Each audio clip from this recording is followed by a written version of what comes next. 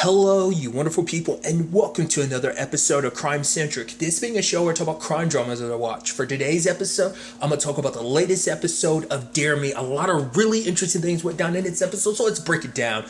The continuation of this thing of everyone is spiraling, and it just seems like that spiral has gotten bigger and bigger, and it's starting to ripple out and affect everyone in many different ways. Obviously, because of the whole Riri situation, someone's got to take her spot, and a lot of people throw their hands up at it. It's like, no, put me in this too. And Colette's like, no, that's never a bad thing, to be hungry, or thirsty. And it's like, because someone's gonna have to, because Riri has to step back because she has a concussion. And so, obviously, this whole situation worked out because now Beth is kind of top girl. She's Queen Bee at the top again. And even, Addie was kind of like, yeah, I guess we both kind of got what we wanted. Beth is kind of like, there's a souliness to her, like the way she's like, yeah, I guess so. I say solely, but it's sadness. And you can understand why, because she is still dealing with the Kurt thing. I mean, to be fair, that's not a surprise. I mean, it's something she still has not talked to anyone about. Will has an idea what happened. Colette has an idea, but it also speaks volumes. The fact is, I guess because she doesn't know, she's not going to say anything. But, it just seemed like you're in the know it's about something. I mean, once again, it's something that Riri's mom threw out there. You're a mother. You're the adult in this situation. But obviously, Colette isn't acting like an adult. And in her head, she's still kind of like who she was back then, like kind of in her prime when it came to this whole cheer thing. There's just so much to elaborate on. Like, for one, Tassie being mad, like her and Addie getting like bumping close to each other. And then, it's like, oh, you're, Queen Bee's at the top again, so you're not really anything special. The fact of the matter is, it's like you took her, it's like, yeah, you shouldn't even be here for what you did to Riri, is what Addie was saying. And then Tassie was like, yeah, but you took her spot. I don't know why, legitimately, I literally had to pause when she said, bitch, you crushed her face. I was like, yo, I don't know what it is. That was a comeback. I was like, yes, it's a simple comeback, but just the phrase, bitch, you crushed her face, legitimately made me go, whoa. I mean, you knew it was coming. You knew it was going. Sadly, that's always going to be thrown in Tassie's face. But Colette trying to be like, no, put all that aside. No mistakes. Don't blame yourself. No blaming each other. We need to put all that aside and get this done. This right here set Colette off. She's like, all y'all worried about boys and pussy? It's like, yo, Colette went off and it was nuts. To be fair, Colette's dealing with a lot of shit in her own life, and basically she ended up taking it out on the girls. Obviously, Addie tries to defend her. No, it's good. Like, we needed to hear that, but it's a whole thing. I should also kind of circle this back to the nightmare that Beth had talked about, because the fact is we see her kind of waking up and then she runs, goes for a jog in the streets, and then she's screaming just because, and we ended up finding out what that dream was, that basically all the girls were holding her up and everything, but slowly, one by one, they disappeared, including Addie, and she was stuck, and Addie was like, oh, no one was holding you up, but in her dream, it was Kurtz that was holding her up, but she was like, no one was holding me up, still not willing to talk about it, and the fact is, I think it's that thing of thinking like, she's kind of left on her own, that she kind of doesn't have anyone she can rely on. And when she feels like, oh, I have Addie, what does she do? She sees Addie leaving with Colette. And, and it's even something her mom says later on. It's like, your heart looks broken. And what happened? Like, Addie even said it. Like, she was like, I promised I would never break. Like, that her greatest fear was, Beth's greatest fear was that Addie was going to break her heart, not knowing that I would eventually do it. And it's happening. Side note, I didn't realize this until I was looking at it this episode. I was like, the actress who plays Beth's mom looks so familiar. Wasn't she in the that comedy show Yes Dear? She was one of the wives, I believe. I believe so. I could be mistaken. Hearing her voice and getting a go look at her this episode, I was like, is that the same actress? I think it is.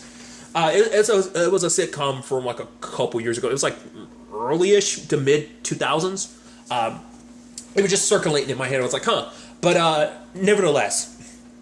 So that's a lot of interesting things on that part, but obviously, like I said, but Addie's still kind of taking it as like we've all kind of been little shook after the whole Riri situation. She's like, yeah, it's like even Addie's not realizing there's something definitely deeper there, because Beth kept being like, nothing happened, the whole Kurt's thing, but she kind of got the feeling, but like she's just taking Beth at her word that nothing happened. Like I said, some people have an idea. Like, because even Will, he beat the shit out of Kurtz because of that. Because, like, because obviously it's the whole recruitment process because of like they're trying to get Michael, and I think I didn't register like how like adamant they were about this recruitment process, how they're trying to like, it was clear signs of just how hard they are going about trying to recruit. I wonder, do you get paid more for that or something like that? Like, what are the benefits of that? Because there must be some strong ass benefits to like be pushing this hard to get someone to join, the Marines and everything. It's just interesting. There has to be like some like kickback benefits to doing that, like depending on the number of people you do get recruited, like the more kickback you get, or maybe it affects you, like you get a raise or something, whatever the case may be. But what really set Will off is because he showed up at the bar, and lo and behold, who's there? It's Colette, Matt, and their baby, and Colette's just acting like he doesn't exist. She sees him as like, Matt, come on, let's go, and makes an excuse and rushes. Like he's standing there, she doesn't even say. She kind of awkwardly looks in his direction but keeps going. It's like, I'm invisible. And that's what set him off, because he was like, yeah, like Michael, it's like, it's like he, Michael's like, oh, so will they pick, where I, he's like, oh, will they get to, will I get to pick where I get to go? Or at least will I know ahead of time? And they're making fun of him. I was like, oh yeah, you get to pick where you go, Disneyland or this and that. But it's like, he was more so asking like, I hope like a first recruiter, like, when I first sign up and everything, they don't send me to somewhere intense. But then like Will went off being like, oh, the fact of the matter is, yeah, it's all fun and games. You're joking with your buddies in the Humvee when you joke about that doo-doo puke. And then like artillery hits and, it turns into this situation of, when shit gets real over there. But then he also talks about the fact is the emails you get kind of saying like everything back home is moved on. Everything that was in your life, everyone else is moved on without you, while you were gone, and there's no getting it back. Obviously, speaking from his own personal experience, because of the whole Colette thing, it was something that he let pass him by, and he's trying so hard to reclaim that, and it's just not the same. He's not getting it back. And so he's telling Michael, yo, just forget it. Don't let it ruin your life. Don't sign up. Even though he was so adamant. But to be fair, Will is drunk. And then Kurt's is like, yo, what are we doing? It's like, he's like, you're a predator and everything. Will was saying that to Kurtz, and Kurtz is like, well, I learned from you about these tactics. But obviously it pisses Will off even more, because it's like, no, you're a predator. You know what you did. And I don't know if it's 100% whether Kurtz really does. I mean, once again, this is not justified. Doesn't mean shit if you don't remember it. Fucking Beth has to live her entire life remembering. But which immediately makes me think, like, we end up finding out it was the nightmare of, like, the blood and everything dripping down the uniform. But part of me was wondering, I was like, the moment I saw that, I was like, Beth kills Kurtz, doesn't she? She shoots him or something.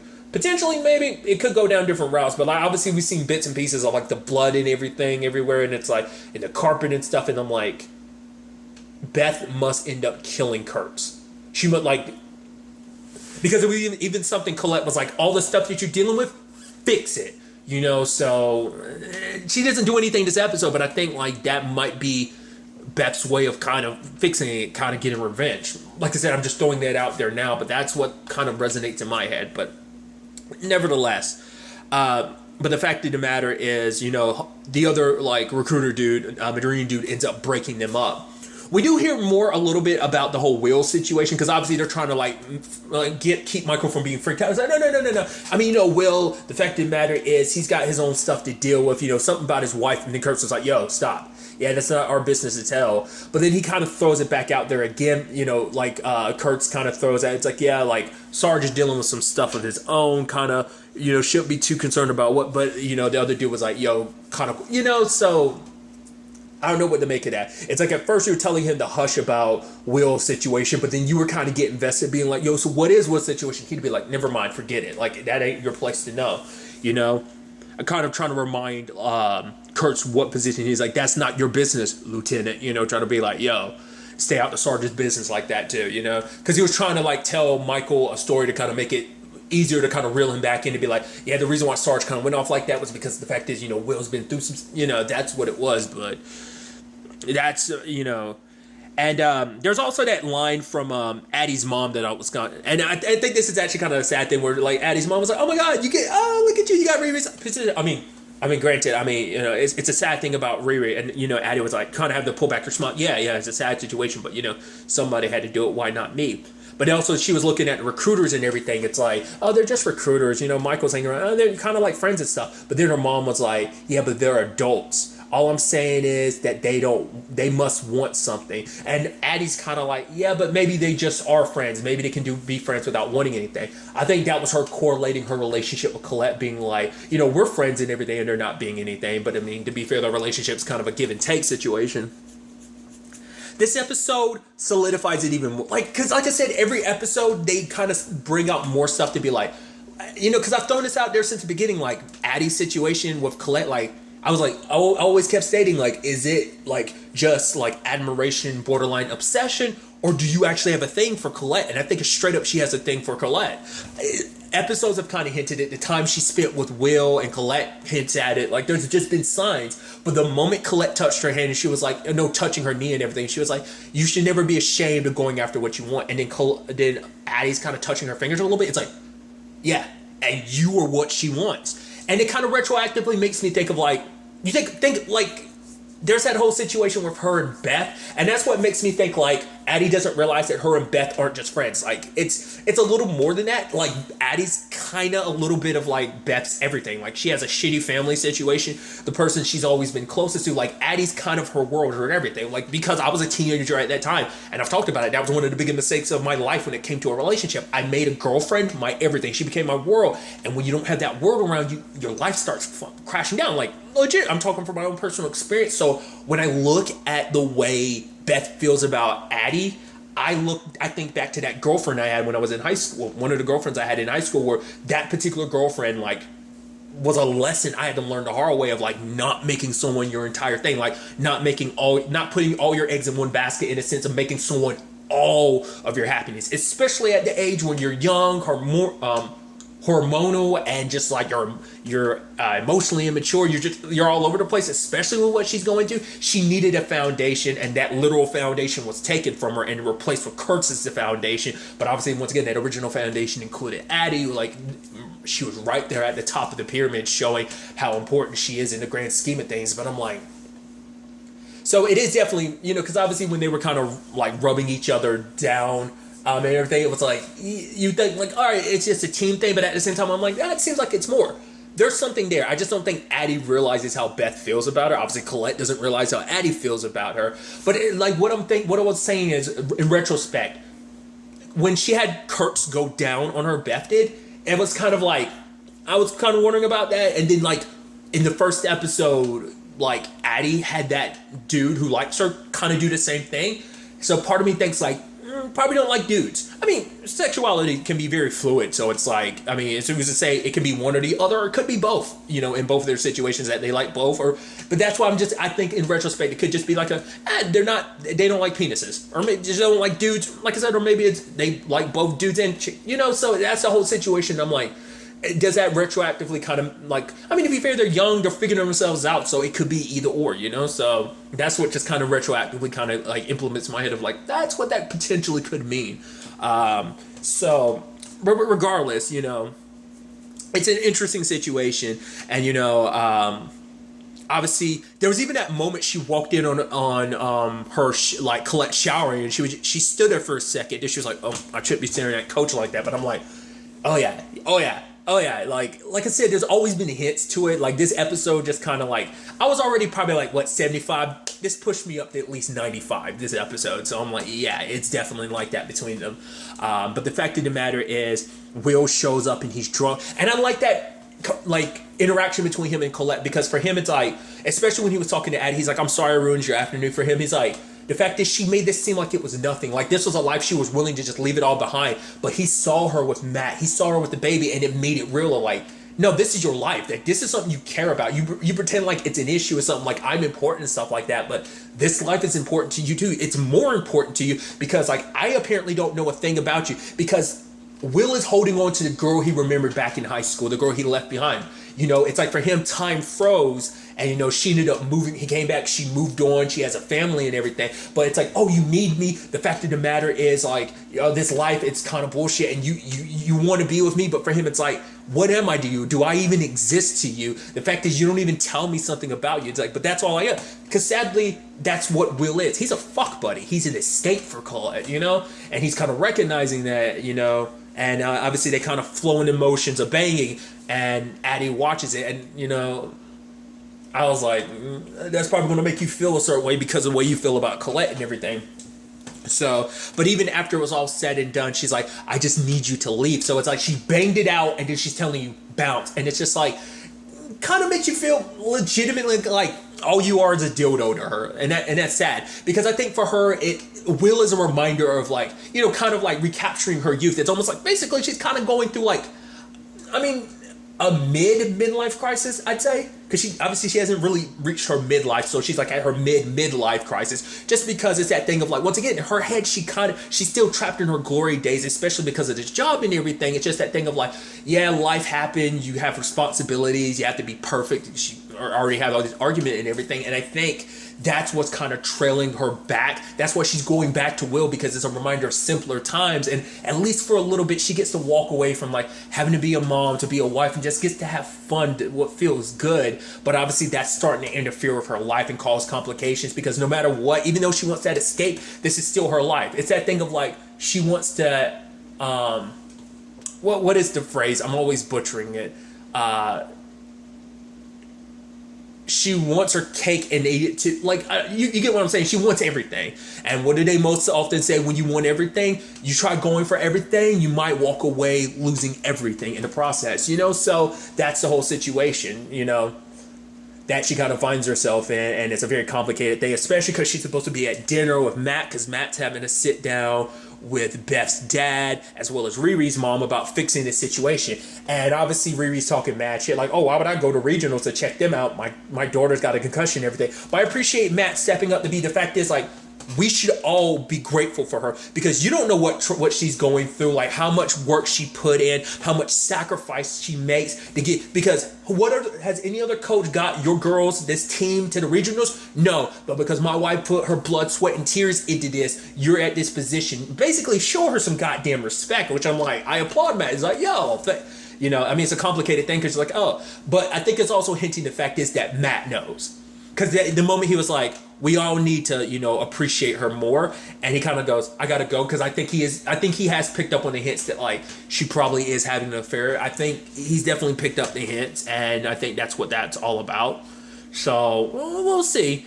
Because obviously this is all about, like, Beth's dad's, like, whole plan to, like, build a stadium and stuff like that. But Riri's mom is like, oh, yeah, you always have these scams, whether it's this, whether it's that. And he's like, you're acting, all I'm saying is, like, a meeting with your boss, you're acting like I'm trying to sell you 200 acres of swampland in Florida, so...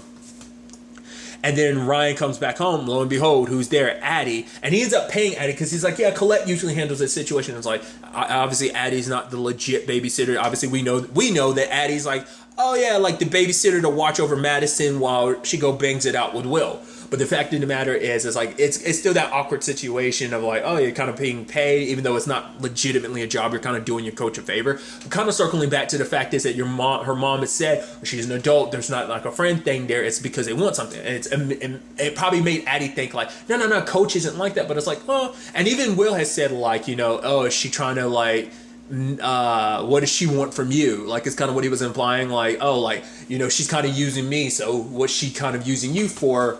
And I think Addie's gonna start realizing that, but she's caught up in the moment right now that she's not really willing to see that, so I think that's interesting. But Addie ends up leaving, and obviously he's trying to call Colette, obviously she was, cleaning up after the whole Will situation, but she was stopping by to get cigarettes and stuff. Lo and behold, who does she run into? Beth's mom. I don't think she registered that, because obviously she's never met Beth's mom. Beth's mom never met her until then. But the whole cigarette thing, I'm like, that might turn into something later. It's just like literally you're only in that one scene together. It's like, what, 30 seconds? Only interaction. It's like, oh, you're my knight in shining armor. And she's like, he's not worth it, and walks away, which you can apply that to her personal life, being like, oh, he's not worth it yet. He kind of is, but kind of isn't, in Beth's mom's case. But is at the same time, it's like she's just using him in the long run, but yet kind of falls into those bad habits. There was in that moment at the end of the episode, she's going upstairs with a bottle. I mean, that could be like, because at first I was like, is it kind of like a nightcap situation? Are you alone with said nightcap, or like was someone, But obviously, it also shows you her mom's so caught up her own stuff, she's not willing to... It's like, oh, like, she didn't really take the time to be like, oh, Beth, what's up? She's kind of hinting at it, but it's like, she didn't take the time to... Because, it's like, oh, my girl's going to state championships, and Beth is like, Regionals, huh? Says that, but keeps walking, and she's like, we're going to regionals, is what Beth was saying. You know, so it's like, it shows that her mom tries to be interested, but her mom is basically caught up in her own bullshit that she can't really focus too much on Beth's, you know, what Beth is going through, and she's going through a lot, and she, once again, she doesn't feel like she has a foundation to stand on, you know? And obviously, all this stuff has got Addie thinking, and the fact of the matter is, you know, you see them running together at the end, and I love that thing of like, this fire kind of burned us going, you know, it kept us going, it pushed us until it consumed, it swallowed us whole. So obviously, you know, the whole thing at the beginning too of like, coach didn't tell us about like, you know, we both burning the candle at both ends. The coach didn't tell us what happens, you know, afterwards, you know. So, you know, that the fact of the matter is like what the, you know, it's like this pushing ourselves, igniting this fire in us, going after what we want. But the fact is, you know, coach didn't really push them or prepare them for what comes next after that. I should also talk about the fact is Colette came in, she had a bump on her. I was like, what the hell? Like she had a bruise on her head. I was like, what the hell is that for? I was like, what? And then she walks into the house, the car's mingled up. I was like, holy shit. I was like, wait, did you fake an accident so Matt won't be concerned because you know he's probably worried like, oh, you missed out on everything, but now you can have an excuse because she's trying to keep her world from falling apart. Like I said, literally everyone is spiraling. Hell, even Tassie's getting like the brunt of everything because she's already catching a little shit, but now she's catching even more because of Riri's situation, which is disgusting. Literally a shit ton of bloody tampons in her bag. Excuse my language. I've been filthy mouthed in this episode anyway, but that's super fucked up. You know, I mean, especially because I think it legitimately solidified it because Addie like stepped to her that like the rest of the squad was kind of like, yeah, it seemed like it was kind of there a little bit to begin with, but I feel like it amplified even more because Addie stepped to her. So that's something to keep in mind. And you can see with the whole, like, Will is spiraling. Like, he's flicking bullets out of his gun. Hell, he was literally parked outside of her house, checking out her and Matt. And it's just kind of like, he's getting to the point he's becoming upset. Like I said, he's so trapped in the past, and he's drinking, and he's just pissed off. You know, he's sad and just heartbroken because he literally even said it himself. Because I almost forgot because I made that whole comparison to myself and like, oh yeah, that like for Will, I made this comparison for Beth about like how I could compare myself because making someone your entire world. I forgot to talk about Will is literally in that exact same situation. And he even told Colette that. He was like, you have this life and everything, you're all I have, you know? And it's like, dude, because he's been holding on to this fantasized notion of them being together, like, because, you know, like, he thought, like, no, the moment he got back from, like, being with the Marines and everything, I was like, oh, life would be the same, and he could pick things up, but it's like, no, she's already moved on, literally, life is passing by, and at the end of the day, it's like, what being with the Marines cost me, it wasn't worth it, and that's why he's trying to tell Michael, while the others are trying to rope him back in. It's definitely going to be interesting. I'm kind of scared on this Will situation, because that could go one or two ways. Said ways could actually connect. It could either be like a straight up suicide situation, which is fucking horrible, or it could go down a situation of he kills Matt and then himself. Neither one is a good option. Neither one is a good lane to see this go down, but you can't help but feel like it might go down that lane. Because even Kurtz was like, oh no, like, you know, we got that crazy, you know, we get a little crazy, you know, fighting sometimes. Not PTSD crazy. The fact is he had to even point that out, kind of is like, because he's trying to be like, oh, no, we're crazy, like, in a fun way, not crazy in the PTSD way, you know, so that is a lot of stuff, you know, to keep in mind going forward. And I'm so curious to see what this all means, because even though we see Beth, like I said, and Addie like laughing and, oh yeah, they're good and everything, they're not. There's so much bubbling beneath the surface that they themselves, they're letting that fire keep pushing them, but once that fire burns out, like, what's going to be left in the aftermath is the big question, like I said, that Addie asked at the end, you know, or rather had said before, and, you know, especially, hey, it might not even in the, well, because the metaphor is more so it swallowed them whole, not even like it burned out, but it, you know, once they become consumed by said flame, I'm like, you know, what happens next? I am so curious to find out. I'm also curious to see what this means going forward with Riri's mom. what that's going to turn into because of Matt's speech. That might have changed things with Colette, because obviously Colette was trying to avoid Riri's mom like the plague. I tried to reach out to her, but it was like it wasn't good enough, and I'm not going to sit here to be kind of like demonized by her and stuff like that, because like this line of work, it's like, cheering everything, you get some scrapes, you get some bruises, you get hurt. That's just how the whole thing, goes down. You take that risk, so that's the whole thing. Like I said, I'm so interested to see where this takes us going forward into the next episode. But really, that's all I'm going to talk about. Until the next time we meet, be happy, be safe, live life to the fullest, and enjoy it. Good day, and goodbye.